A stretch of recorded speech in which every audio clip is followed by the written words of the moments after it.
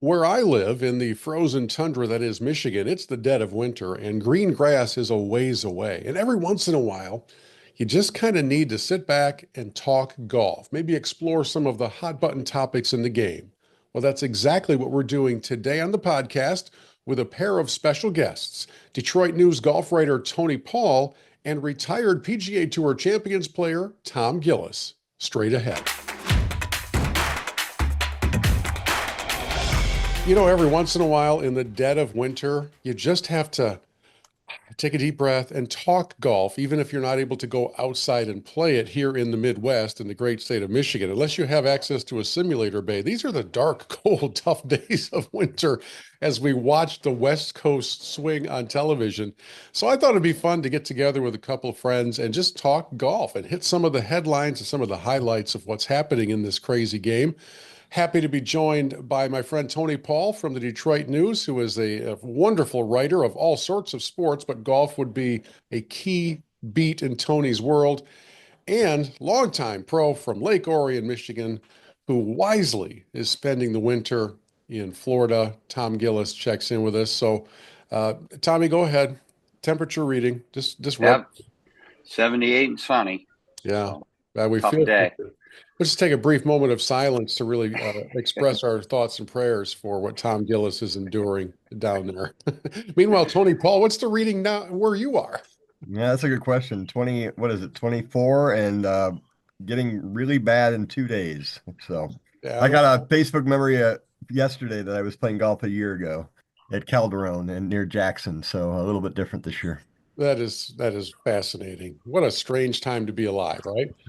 Okay, so let's talk a little bit of golf. I'd love to start with, especially with the USGA continuing to move towards the rollback idea for the elite players, and then a few years further down the road, bringing us amateurs kind of into that whole rollback thing. And here I am with a guy named Tom Gillis who's played this game for a living for a long time.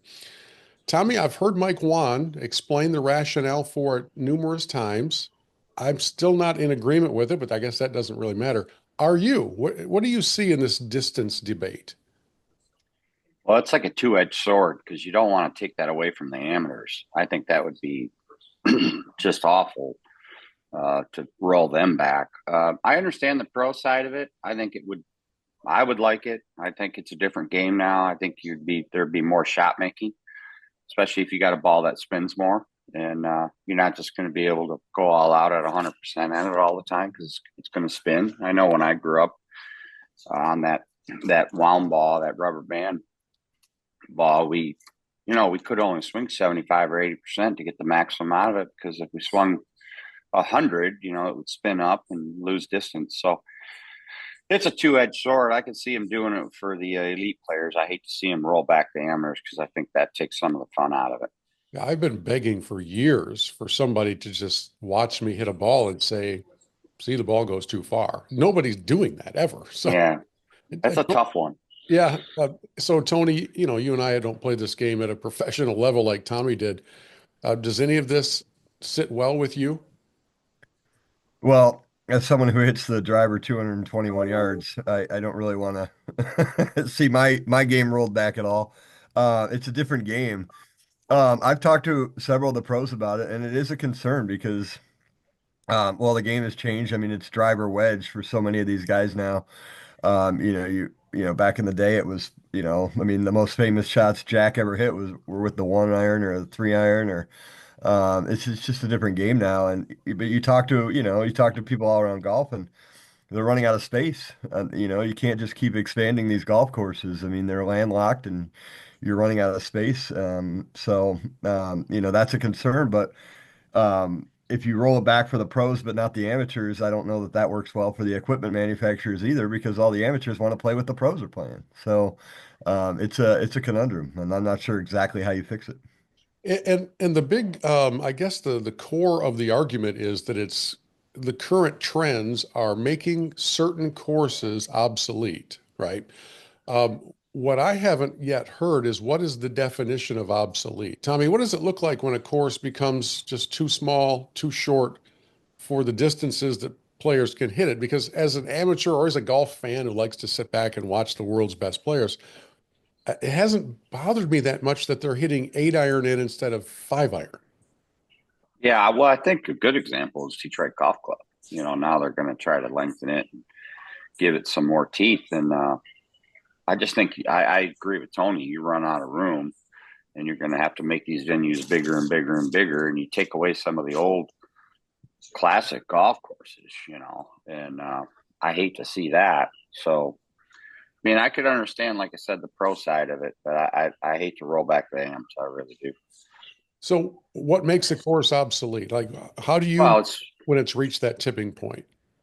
well, I mean, if you're judging it by the PGA Tour, you're looking at the scoring, but you're flipping wedges in all the time. I don't think the game was meant to be played like that. I think there's, you know, the sign of a really good golf course is when you hit every club in your bag every day or close to it. Hmm. And I guarantee you, at some of these venues on the tour, they're not doing that right now. And I think that's the true telltale sign. Like, wow, I hit every golf club in my bag today. Nice golf course. Good test. So at some point, do we see a rebellion among the professional players who say, yeah, I understand this is the new rule for the USGA, and apparently the PGA of America is going to sign on to this, but we're not. We're out. We're going to start our own version of all of this. I mean, does it get to the point where the top players in the world have some sort of a pushback against all of it? Well, I mean, they have a lot of clout, the top players do. I haven't talked to a lot of guys in regard to, the rollback. I know a lot of the guys on the Champions Tour for sure thought that we should get a spinnier ball, that the top pros should be playing a ball that spins more. And there could be. I'm not sure what the tour will do. I don't think anybody knows what the tour will do these days. So it's hard to tell. It's hard to say. I mean, they could, but I mean, at the end of the day, if you're playing in a major and the USGA or even Augusta says this is the ball you're playing, they're going to play it because they want to get into the record books with wins. So I don't know. It's a conundrum. Talk about the top players in the world and the strange things that happen. It seems like the headlines in the golf world are unpredictable to a degree these days. So we have Live Golf drawing 12,000 fans on FS2 over its last weekend tournament. And at the same time, we have PGA Tour ratings that for the tour have dipped considerably. So I don't know, Tony, as you kind of see the landscape shifting for how consumers absorb live competition, the splintered world of golf, how we know that from the amateur side, golf's as healthy as it's ever been. Demand for tee times is off the charts. How healthy would you assess the professional game as being right now? I'll start with Tony, and then Tommy, I'll ask you the same thing. Excuse me. I mean, for you and I think we like it, but I think it's a problem what's going on now, and I think that when you have, there's a bunch of different issues. The biggest one is that you're not seeing the best fields every week, and when you're not having the best guys in the world playing against each other on a regular basis, I think that's a problem. When you tune in. And if Rory McIlroy or Jordan Spieth or Scotty Scheffler aren't in the field, then you're looking and asking yourself who Max Greiserman is or even Thomas Dietrich. We know who they are, but the average fan doesn't know who they are.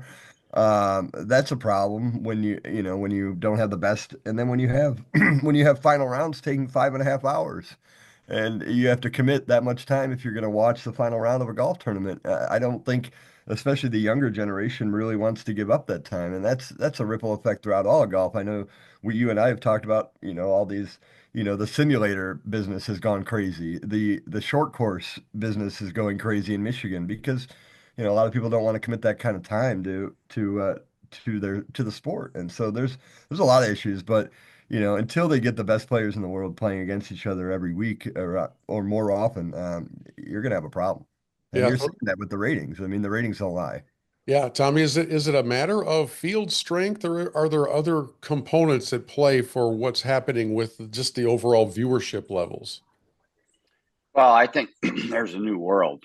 People are engaged in watching, these YouTubers, and I think they enjoy that. Some of them, the younger generation, enjoys that more than they enjoy watching 4 or 5 hours of golf on a Sunday. That's a new element.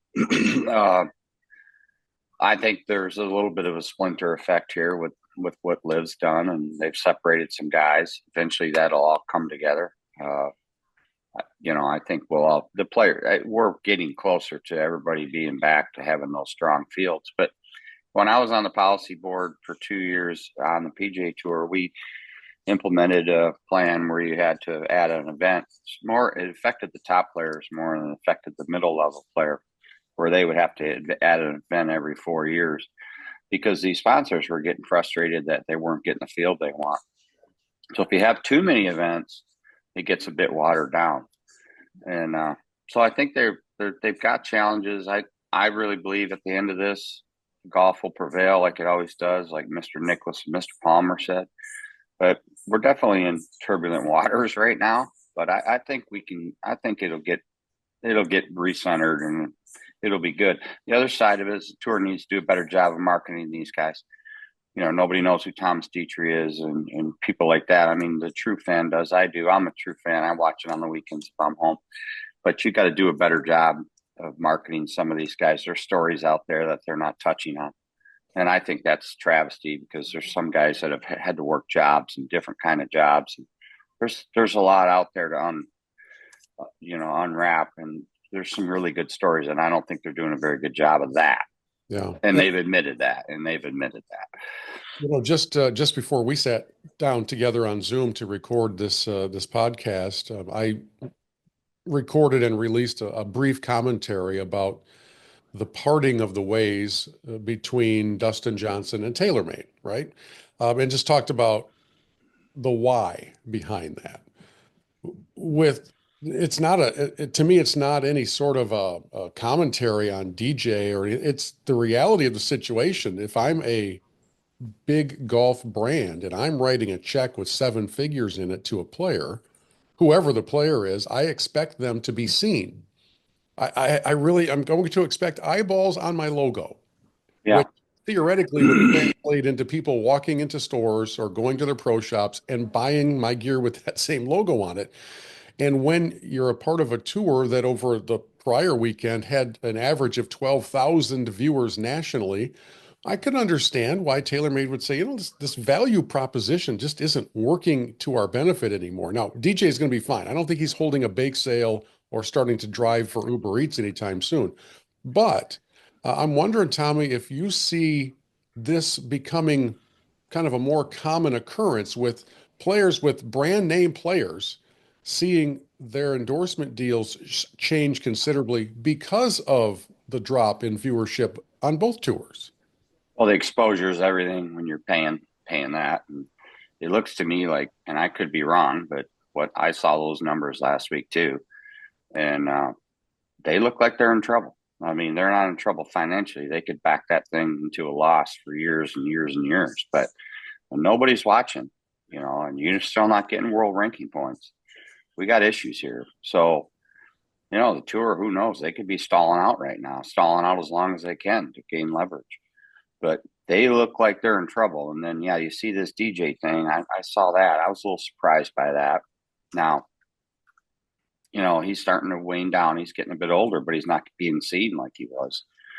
So, I don't know. I just feel like LIV right now is starting to lose steam. Yeah. As a guy who walked in those circles of endorsements and trying to make sure that you had a brand, logos everywhere, and all of those things, how different is the landscape in 2025 than it might have been in 2015?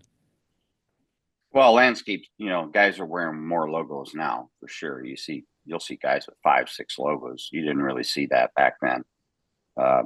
Occasionally Westwood wore a lot of logos, but as I've said before, you get into a point where you got all those logos all over you.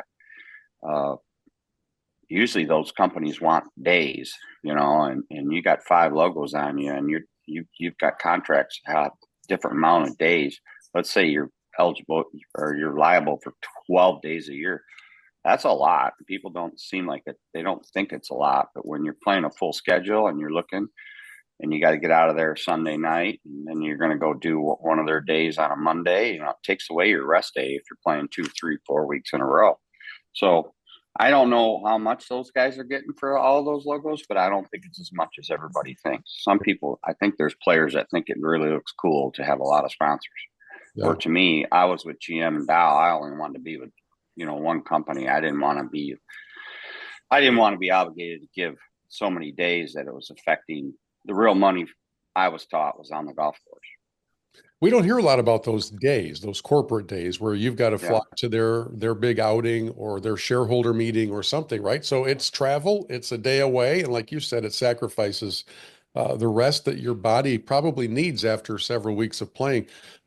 Tony, while we're kind of wrapping up the talk about Live and the tour and everything, we have Live coming to Michigan. Were you surprised by the announcement that the Live basically Tour Championship will take place in Plymouth, Michigan at the Cardinal at St. John's?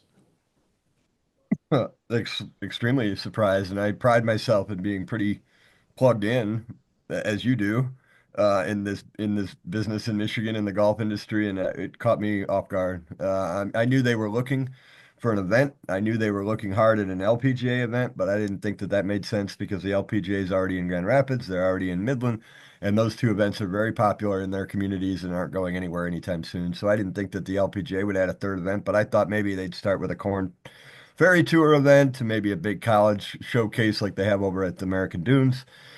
This one caught me completely off guard. But then when I started doing some digging, it started to make a little bit of sense. I mean, there were some connections between the Pulte family and some big supporters of Liv.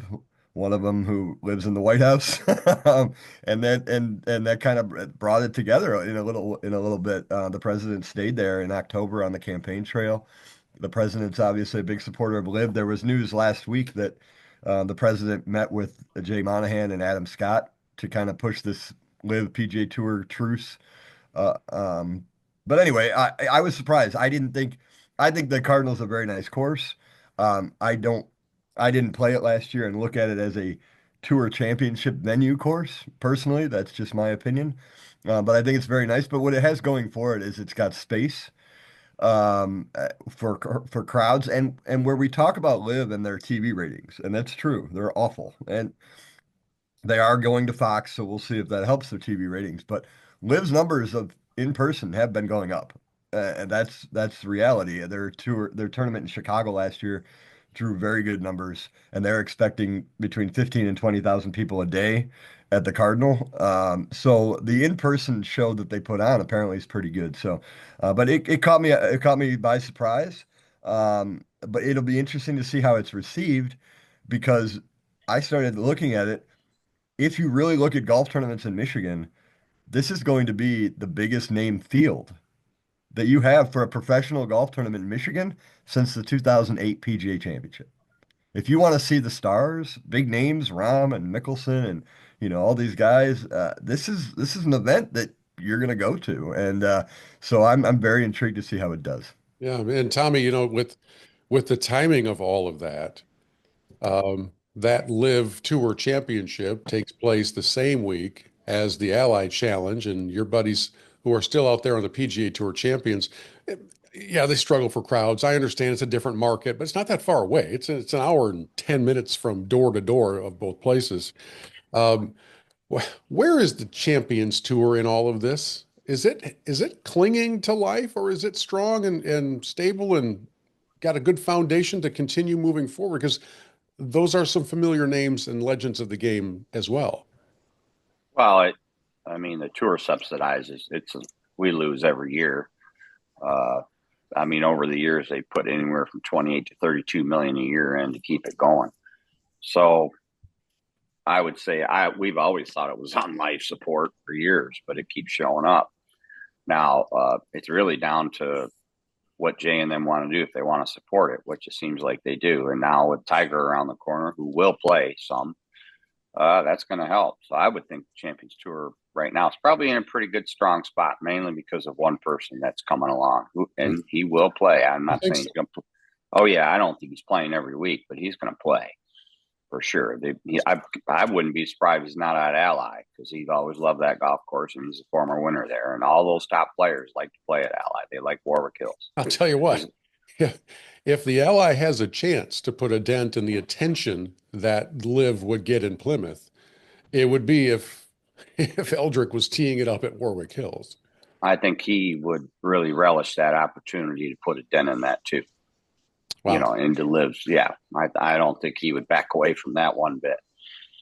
Well, we talked about the Cardinal being a new course, so that's at Yeah. the St. John's. Let's talk new courses for a couple of moments. So there's that one, and then at Forest Dunes, we just heard an announcement that Gil Hans is coming in to build its newest course called Skyfall, which is an interesting concept, interesting name.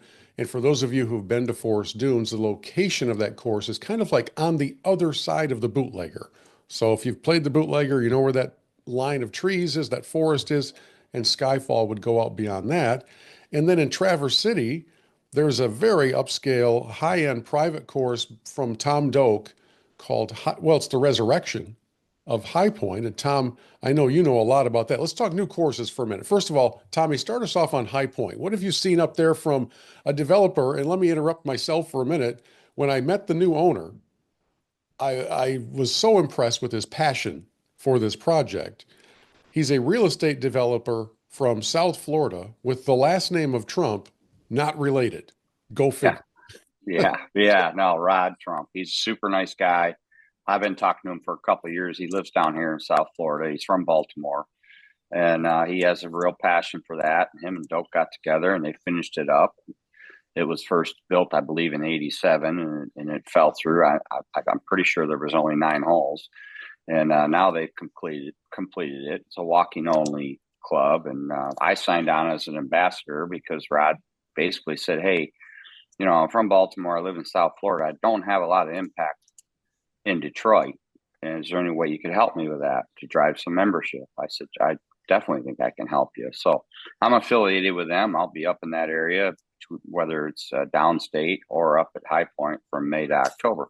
So it's Doak does a nice job. It's a nice piece of property. It's very unique. I think it's not for everybody because they've got several national members that are from all over.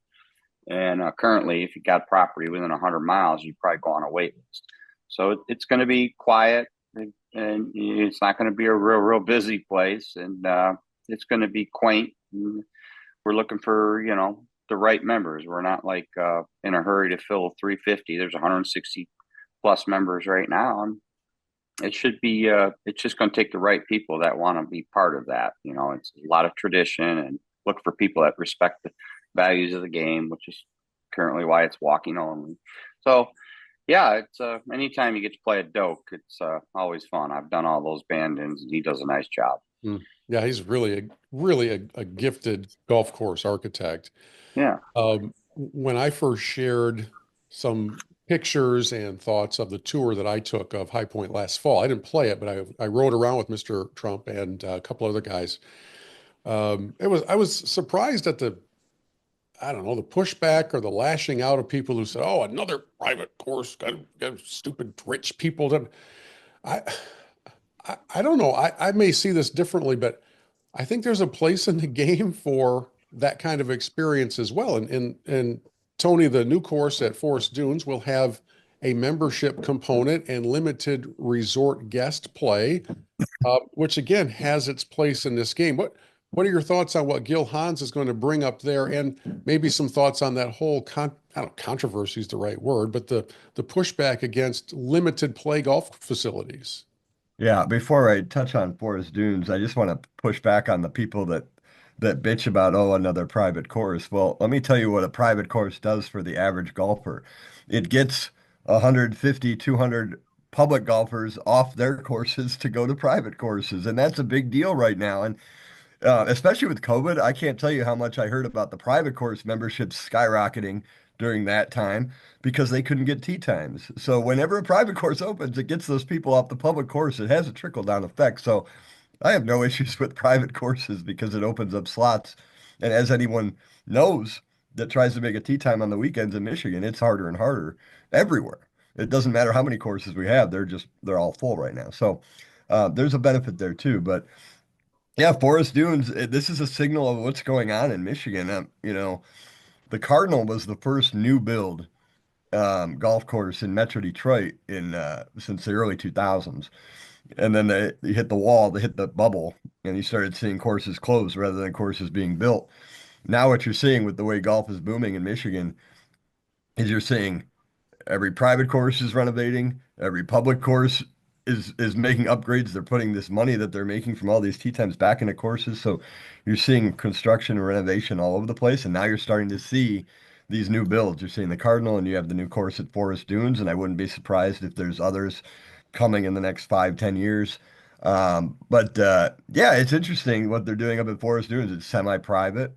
But they're going to make an opportunity for people to play it that come up and stay there and play the other courses. So that's going to be a selling point to come up and not just play Forest Dunes in the Loop, but actually stay on property. So that's good for their business because then you'll get the opportunity to play the new course. So yeah, it's pretty exciting. I mean, it's one of my favorite resorts. I love the Dunes course. I know the Loop has a lot of pushback. A lot of people don't like it. I do because the fairways are as hard as runways. And then it's the only time I can hit a drive over 280 yards because the ball just keeps going. So I like the course. So I like it up there. So it's exciting. But I think more importantly, it's just a sign of the times of golf in Michigan. We've seen golf set records in Michigan now for the last 4 years in a row. And now you're seeing the trickle down effect to a new build out, new build courses, which we haven't seen in 2 decades in Michigan. So I think that that's the more important thing about what's going on. It's just a sign of the trend that's coming. And this won't be the last course being built in the next 5 years. I think you're going to see a little bit of a boom. Yes, I'm aware of the new 12-hole loop coming to Arcadia Bluffs called the Dozen. Right. And in the UP, as part of Island Resort, which has Sweetgrass and Sage Run, there's a new 9-hole course, 9 holes for now, another 9 coming in the future. Uh, so I don't know, Tom Gillis, do you think this explosion, this popularity of the game from the amateur level to play it, not watch it, will continue? Because everybody's banking on that right now. Well, it definitely got a boost after COVID for sure. At every level, like Tony said, private clubs. I think it'll continue. I think people like it. I think the key is the pace of play. You gotta. These people don't want to give up 5 hours of their day all the time.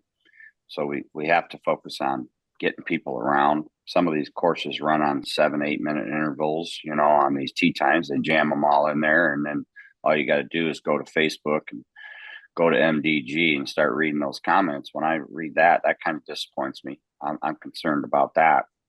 I think it's people are really interested in it. It's a game you can play for life. Hopefully it keeps booming. Michigan's a destination. That's just it. People like to come here and play golf in the summer. I talk to guys in Florida down here all the time. Oh yeah, we're doing a summer golf trip, going all the way up through there. We're playing this, that, that. And I go, you're going to have a blast. It's a great time of year. It's the best time of year to be there. You know, So I hope it keeps booming. if you say to me it's 5 p.m. on a July Thursday afternoon, you've got 2 to 2.5 hours. What do you want to do? I think I want to go play a short course. Yeah. I've fallen in love with the concept, whether it's at the Bootlegger or the new short course over at Manistee National, and they are popping up all over the place. Tony, what's the magic of the short course to you? Well, I'm probably not the perfect person to ask because I am very traditional. I like my 18 holes. I like my, it's funny because I play golf with a bunch of media guys down here, and one of them is Jeff Rieger, and he's like you. He's got a 2 hour time window, and he's got a kid and married. I don't have those obligations, but if he's got the 2 hour time window, he's going to play 9 holes. And I always tell him, don't ever call me if you want to play 9 holes because I'm playing 18. That's so I'm not the perfect person to ask for that, but looking at the younger generation, and again, it comes back to how much they value their time, and they don't want to sit there and they don't want to watch golf for 5 hours on the weekend, but they would like to give 2 hours to go play a short course, or they'll 2 hours to go play a simulated golf course indoors where they can sit there and order food and get drinks and that kind of stuff. So it's just a different way of how people, I think, younger generation values their time a little bit more, and I think it's perfect. And you're seeing them, like you said, pop up everywhere. You're seeing it at Arcadia. Boyne's got one coming. News last week that Harbor Shores and Benton Harbor's got a short course coming. Of course, the Cardinal, as part of their build out of their new course, they have a short course that's drawn rave reviews. So yeah, I mean it's a sign of the times, and it's a way to expand your audience, your customer base, to get not just young people. I think it's perfect for the younger crowd. You can teach I think it's probably a lot easier to teach a 4, 5, 6-year-old how to golf on a short course than it is to take them out on a full length course. So I think it's big there. But again, it's just the sign of the times with the younger generation and how they value their time. And so I think it's perfect for them. I do want to say though, you talk about pace of play, and I think that's important again because they value the time and they don't want to be out there for 5.5 hours, and none of us want to be out there. But there are courses, and Pilgrim's Run is one of them, that they raised their prices 2 years ago by everyone's raised their prices, but they raised their price by like $30, which was substantial. But they did it as a test because what they did was they took a tee time away every hour.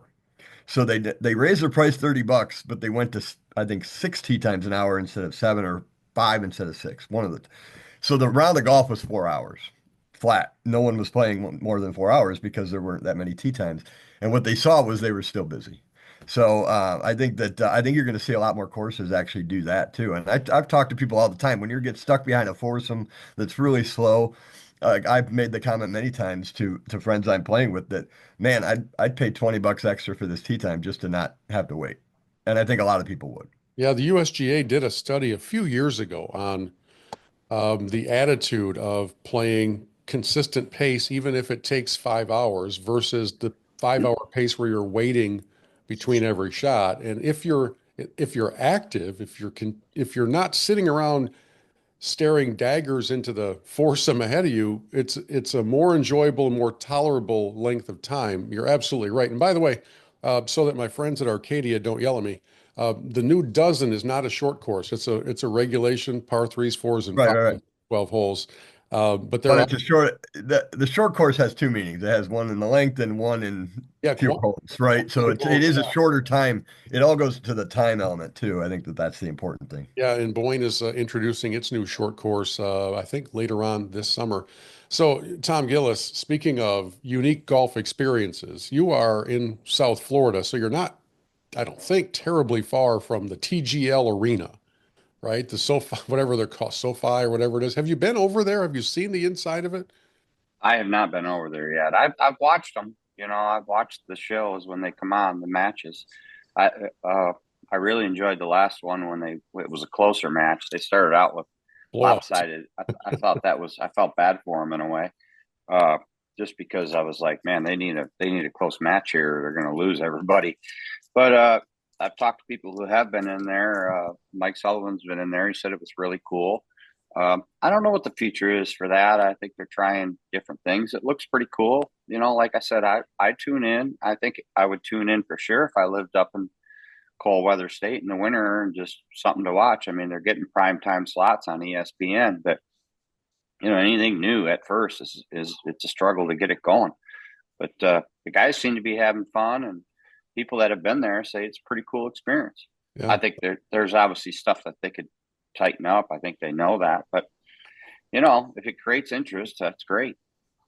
To me, the strangest thing of that whole idea, the TGL experiment, is that they're using inferior launch monitors because they're associated with Tiger, and they're not they're not getting consistent data or feedback from them. So you got guys who are looking bewildered after a shot. They turn and look at the camera like they're not saying anything because they know where their bread is buttered. But Right? at the same time, you're not gonna, as a PGA Tour pro, you're not gonna be off 30 yards in an iron distance at any point. So No. there are some tweaks that have to be made. I don't know, Tony, do you think TGL is sustainable? It's a cold weather kind of a escape for those of us who are frozen.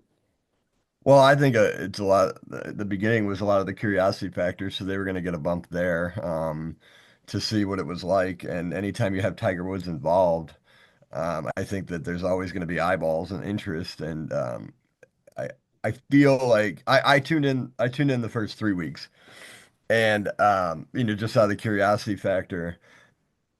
I mean, it's okay. I don't know. I don't know that there's a like. I wouldn't. You know. I don't think I would tune in to watch my buddies play simulated golf. Like it's just kind of a weird thing. Like I don't know. And here's the other thing too. Not saying anything about the guys that are part of this. I think that this format and this idea has some merit. I think the personalities of the players are going to drive this thing. And I don't necessarily think you have necessarily all the perfect guys that are going to sell this thing. I mean, no disrespect to Keegan Bradley, to, Kevin Kisner. He's a good golf analyst. But, you know, I think that, Tiger Woods, obviously everyone's going to tune in and watch, Rory McIlroy, that kind of thing. But I think you need some guys who have some really outgoing personalities. And there's a few of them in there, but I think they need more of them if this thing's going to really take off. I don't know why they haven't called Tom Gillis. He's got There time you on go. his hands. You mic him up, and you never know what's happening. I mean, if You'd have nominated, to which you'd have is to be on a delay, I think, but if Hey, actually, I I'm think what sorry, I'm hurt. way out of line. No, you know what I think hurts them is that, as far as the personalities not popping, is that the time clock, the shot clock. I mean, they're rushing around. You can see it. That's what I wanted to watch in the first episode, was how are they going to handle this shot clock. I mean, you could see them perspiring and everything, and you can hear them breathing hard because they had to make a fast decision where, you know, the culture on tour is like, oh, this is hard time. We're going to take our time and make the right decision no matter what, because we're not going to get penalized. We're not going to add strokes to us. So we're going to do this. So I think that was a really interesting element. The other thing, after watching a couple shows, is I thought, okay, you're losing some of these personalities because they don't have a lot of time to muck it up because they got to get going, you know. So there's some tweaks they could probably do, but I like I said, I watched it. do you see a future where some form of a shot clock makes its way to the PGA or LPGA tours? Well, they got to do something. They need to. They have to emphasize. Hey, we got to get going. Like Charlie Hoffman made a nice statement last week. But they, whether it's a shot clock or handing out shots, money's not going to do it. They've got plenty of money. Yeah. You know what I mean? If I had some of those guys' money and I was getting ready to be fined and it was a big tournament on the line, I would be like, I don't care about that. There's more money at the end of the rainbow here. We'll figure that out later. But you start adding shots to people, the only people it isn't going to affect are the guys that are running towards the back end on the weekend. And those guys are hitting on the run anyhow because they know they didn't have it that week and they're trying to get out of it. You have to hand them shots, and you got to enforce it, which the tour's done a poor job of. Yeah, I don't know why they've had that fear over the years. It's one of the great frustrations. It kind of brings us full circle. We talked about the distance debate to start things off. We talk about pace of play throughout the conversation. As we get to the end, let's let that be our final topic. Is there a fix? Because I believe amateur players are imitating professional players, and I think that's one of the reasons Yes. that it takes forever to play golf at a public facility. Plus a lack of consideration for people around you and all of that stuff. Is there a fix for it, Tommy? If the tour isn't going to enforce it, I don't know how you would ever fix it. Exactly. That's where the problem lies, right there. I mean, hey, here's a good thing. Now the announcers are starting to shame them a little bit, which I think is just beautiful. The player doesn't like it, but too bad. When I played on the Corn Ferry Tour years ago, they used to post twice a year all the bad times, who had the worst. I loved it. It'd be right in the locker room. I'm like, you should do this every week. And does that matter to players that like the peer pressure side of it? Well, a slow player is selfish as they come, so it never really affects anything. All it does is shame them. When you walk in the locker room, you look at that and you're like, look at this guy. He's got 9 bad times, one more. He's fine. Does it help? I don't know. Probably brings the spotlight to the slow players. However, if you're on tour, you know who they are, especially if you've had a day with them. Who are they? That's who are they? Give me some names. Sorry, Bill. I just want to hear some names. Well, Kevin Na was notorious, notoriously slow. Been fined several times. There was a kid from Penn State a few years back. Can't remember his name. They had to put him on a payment plan at the end of the year. I think he made 30 grand. He was fined 80 grand. So I can't remember his name, but I mean, you see him every Sunday. You can see who they are. He's a friend of mine, but he has a hard time pulling the trigger. Brian Harmon, and I love Brian, but even Keegan at times, he's another really good friend, and he struggles at times to pull the trigger. Some of these guys just have issues. Like in Na's situation, it bothered him. He was frustrated. I would play with him, and he just could. He would apologize 100 times. He just couldn't get the fear out of his head. His head was too busy. And so, I understand some of it, but I always equated a slow player to somebody who's taking something from you. And I said this last week on a podcast that, if I needed some extra time, I'm playing with two slow players. And let's say I get in an awkward situation, whether I hit it in the hazard or whatever, and I got to get a drop and there's a cart path there and there's a lot going on. And I call an official and it takes a few minutes.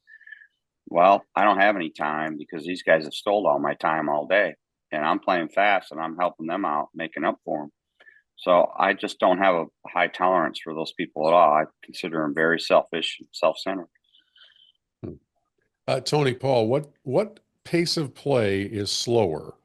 An LPGA third round back nine, or the final 2 minutes of every college basketball game? It's a great question. That's Good that's luck, fair. Tony. That's fair there. No, there's definitely especially when they have to go to the, not just all the fouling, but they got to go to the monitor. It seems like every time, The, they la- got to go to the the monitor 2 or 3 times and look it over. But yeah, last 2 minutes of a game last week took, I can't remember who it was, Vanderbilt in Tennessee, perhaps. The last 2 minutes took 23 minutes. There were yeah, 6 reviews, yeah. and plus the timeouts. The reviews are also timeouts.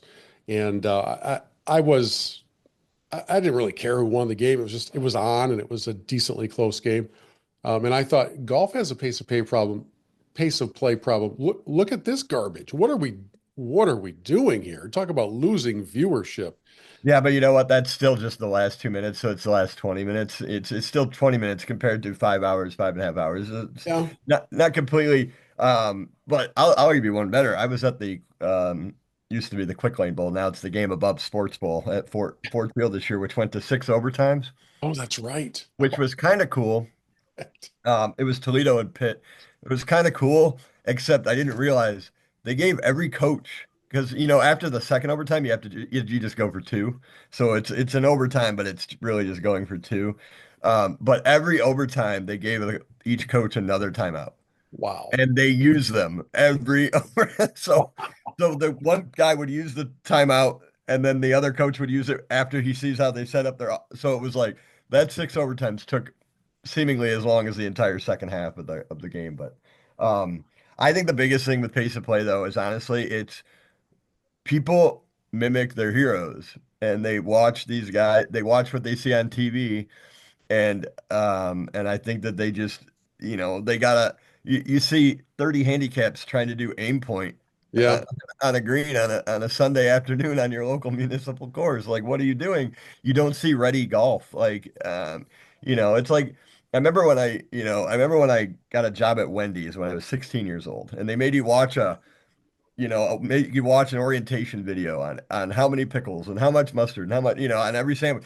I think for golf, with all these new golfers, they should make you watch a video on how to play fast golf and be prepared and play ready golf so that when, your buddy is getting ready to hit his shot, you're walking over to your ball and you're ready to go and pull the trigger as soon as he's ready or as soon as he's done. I just think it'd be nice if everyone kind of knew these things, but the average golfer, and that's the one thing when, the game has never been stronger when it comes to the amateur level than it is right now. Record numbers.